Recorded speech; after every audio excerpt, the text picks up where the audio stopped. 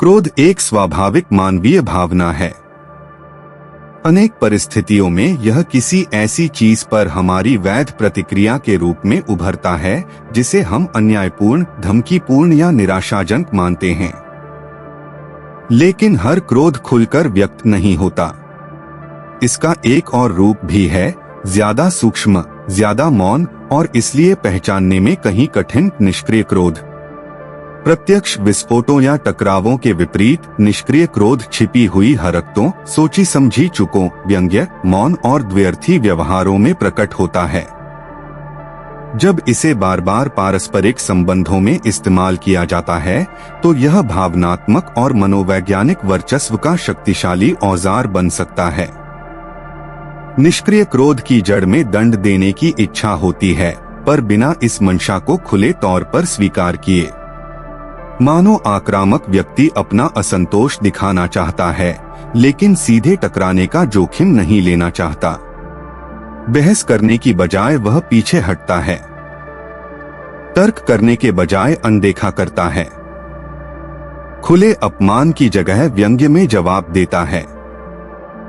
इस रवैये से लगातार तनावपूर्ण माहौल बनता है, जहां दूसरा व्यक्ति ठीक ठीक नहीं समझ पाता कि हुआ क्या है, पर उसे महसूस होता है कि कुछ गड़बड़ है। यह निरंतर असुविधा उस व्यक्ति की भावनात्मक स्थिरता को खा जाती है और समय के साथ नियंत्रण का माध्यम बन जाती है। वर्चस्व के साधन के रूप में निष्क्रिय क्रोध का प्रयोग अक्सर अदृश्य ढंग से शुरू होता है। कोई धुंधला सा टिप्पणी, जवाब का न मिलना या चेहरा जो निर्णय सुनाता हुआ लगे, ऐसे छोटे छोटे संकेत भी एक भारी भावनात्मक संदेश ढोते हैं। तुमने कुछ गलत किया है, पर मैं बताऊंगा नहीं। इससे दूसरा व्यक्ति निरंतर संदेह की अवस्था में चला जाता है। वह अपने शब्दों, हाव भाव और निर्णयों को बार बार खंगालता है कि गलती कहाँ हुई। यह आत्मसेंसरशिप आत्मसम्मान को कमजोर करती है और भावनात्मक निर्भरता बढ़ाती है। वह व्यक्ति दूसरे के मूड और प्रतिक्रियाओं के हिसाब से जीने लगता है ताकि मौनदंड की पीड़ा से बचे। क्लासिक उदाहरण में वह साथी आता है जो विरोध होने पर झगड़ा नहीं करता, बस बंद हो जाता है, बात करना छोड़ देता है, संदेशों का जवाब नहीं देता, स्नेह जताना रोक देता है। यह भावनात्मक अनुपस्थिति सजा का काम करती है। पीड़ित व्यक्ति महसूस करता है कि उसने कुछ खो दिया है, जुड़ाव, सामंजस्य, ध्यान। आन पर क्यों, यह स्पष्ट नहीं। वह फिर मनाने, खुश करने, झुकने की कोशिश करता है। धीरे धीरे वह हर उस चीज से बचने लगता है जो इस मौन क्रोध को उकसा सकती है। यहीं पर नियंत्रण स्थापित हो जाता है। बिना चिल्लाहट, बिना धमकी पर व्यवहार ढल चुका होता है। भावनात्मक अधीनता संबंध की स्थिरता खो देने के भय से पैदा हो चुकी होती है। कार्यस्थल में भी यही गतिशीलता मिलती है। निष्क्रिय क्रोध से नेतृत्व करने वाला बॉस आवाज ऊंची नहीं करता, नहीं सीधी चेतावनी देता है। वह अनदेखा करता है, जरूरी उत्तर टालता है, किसी को निर्णयों से बाहर रखता है, बैठकों में द्व्यर्थी टिप्पणी करता है या व्यंग्य से भरे अस्पष्ट फीडबैक देता है। कर्मचारी अनिश्चितता में जीने लगता है, क्या अपेक्षित है यह नहीं जान पाता और प्रेरणा से नहीं बल्कि छिपी सजाओं के डर से काम करता है। यह एक विषाक्त संस्कृति बनाता है जहां सत्ता भावनात्मक असुविधा से चलती है, स्वस्थ नेतृत्व से नहीं। निष्क्रिय क्रोध गुप्त तोड़फोड़ के रूप में भी दिखता है। किसी काम का वादा करना पर पूरा न करना, भूल जाना, जानबूझकर टालना, गोलमोल जवाब देना या समझौतों को चुपचाप निष्प्रभावी कर देना। यह सब सीधे टकराव से बचे रहते हुए नुकसान पहुंचाने के तरीके हैं। मानो कहना हो, मैं तुम्हें सीधे नहीं भिड़ूंगा, पर वहां चोट करूंगा जहां तुम मुझे दोष भी न दे पाओ। यह खेल खतरनाक है क्योंकि यह भरोसे और अनुमान योग्यता, स्वस्थ संबंधों के दो स्तंभ को तोड़ता है। मनोविज्ञान इसे निष्क्रिय आक्रामक पैटर्न का हिस्सा मानता है जो अक्सर उन लोगों में पनपता है जिन्होंने बचपन से सीखा कि क्रोध को खुले में व्यक्त करना खतरनाक, निषिद्ध या अस्वीकार्य है। वे भावना को भीतर दबाते हैं और अप्रत्यक्ष ढंग से बाहर निकालते हैं। लेकिन जब यह रणनीति आदत और नियम बन जाए तो यह बचाव नहीं हेरफेर बन जाती है। बिना जिम्मेदारी लिए भावनात्मक वर्चस्व स्थापित करना। ऐसे व्यक्ति अपनी शांत अच्छे होने की छवि बचाए रखते हैं, जबकि दूसरे को दोषी, अपर्याप्त या चिंताग्रस्त महसूस कराते रहते हैं। निष्क्रिय क्रोध का एक और पहलू है दोष खेल की उलटफेर। क्योंकि शत्रुता प्रत्यक्ष नहीं, पीड़ित को समझना कठिन होता है कि चल क्या रहा है। अगर वह शिकायत करे तो जवाब मिलता है, तुम बढ़ा चढ़ाकर बोल रहे हो, यह तो मजाक था, तुम बहुत संवेदनशील हो। यह भावनात्मक भ्रम गैसलाइटिंग कहलाता है, जहां पीड़ित की वास्तविकता इतनी तोड़ी मरोड़ी जाती है कि वह अपनी ही धारणा पर संदेह करने लगे। समय के साथ यह नियंत्रण को मजबूत करता है, क्योंकि अब पीड़ित अपनी अंतर्दृष्टि और अपनी भावनाओं की वैधता पर भरोसा नहीं कर पाता। यह क्रोध जिम्मेदारी से बचने का भी साधन है।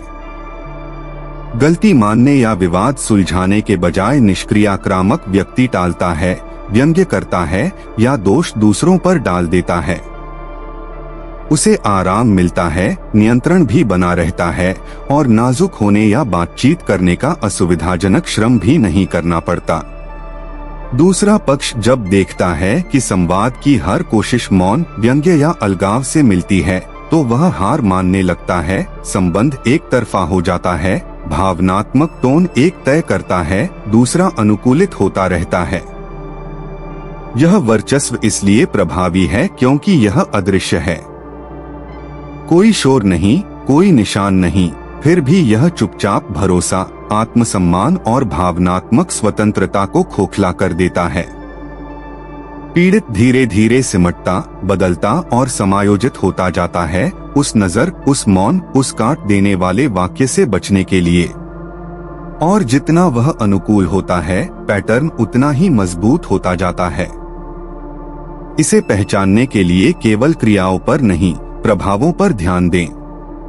यदि आप किसी से बातचीत के बाद बार बार उलझन में रहते हैं, महसूस करते हैं कि आप हर समय अंडों पर चल रहे हैं, बिना स्पष्ट वजह के नाराज करने के डर में जी रहे हैं, या ऐसी भावनाओं के लिए दोषी महसूस करते हैं जिनकी जड़ समझ नहीं आती, तो संभव है कि आप निष्क्रिय क्रोध की किसी रूपरेखा के बीच हों।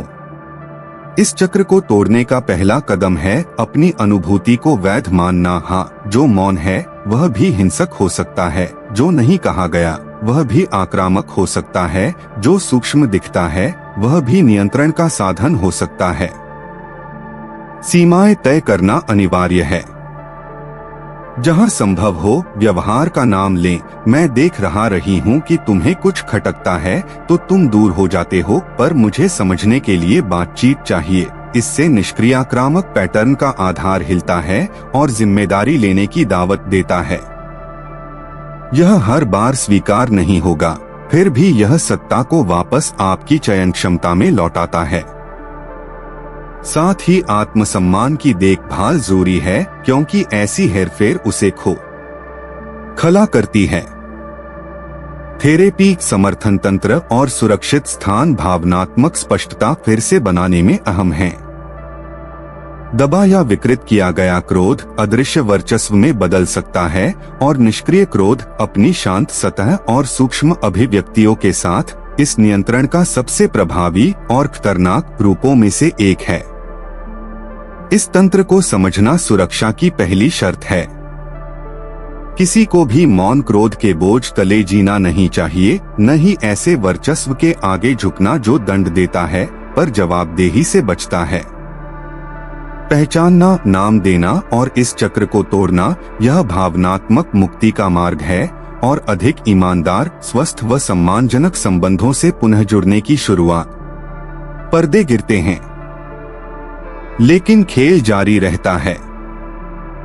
देखो, चुप रहो, नियंत्रण करो। मन के पर्दों के पीछे वही सब कुछ वास्तव में घटता है। अंधकारमय रंगमंच, जहां कुछ भी वैसा नहीं होता जैसा दिखता है। यदि इस मंच ने तुम्हें वह दिखाया जो तुमने कभी महसूस नहीं किया था, तो मौन मत रहो। पसंद करो, उनसे साझा करो जो अब भी अंधेरे में हैं, और सदस्य बनो, इससे पहले कि पर्दे हमेशा के लिए गिर जाएं।